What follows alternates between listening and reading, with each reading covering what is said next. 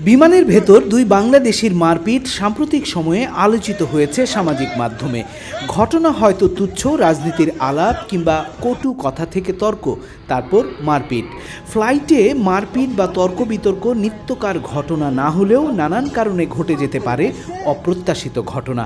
বিমানে উচ্চতাজনিত সমস্যা, অচেনা মানুষ, কাছাকাছি বসে থাকার কারণে অনেক যাত্রীর মানসিক চাপ বাড়ে, ফলে রাগের মাত্রা বেড়ে যেতে পারে। তখন ভুল বোঝাবুঝিতে অনেক সময় তুচ্ছ বিষয়েও বড় ঝগড়া বা মারপিটে রূপ নিতে পারে।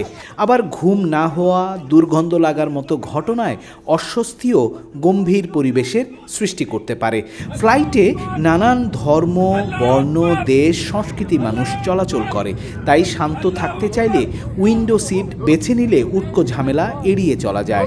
ইগনোর করার অভ্যাস থাকলে ফ্লাইটে ছোটোখাটো সমস্যা এড়াতে সাহায্য করে। হেডফোন দিয়ে গান শুনলে অনেক সময় মন শান্ত থাকে, ছোট সমস্যা তখন চোখে পড়ে না।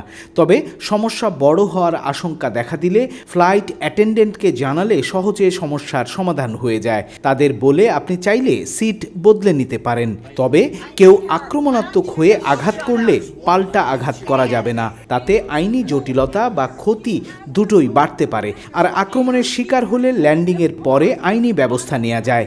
এমন পরিস্থিতিতে ফ্লাইটে শান্ত থাকা খুবই গুরুত্বপূর্ণ, কারণ ঝামেলা বেড়ে গেলে আর নিজে ভুল করলে ভুলের দায়ও নিজেকেই নিতে হয়।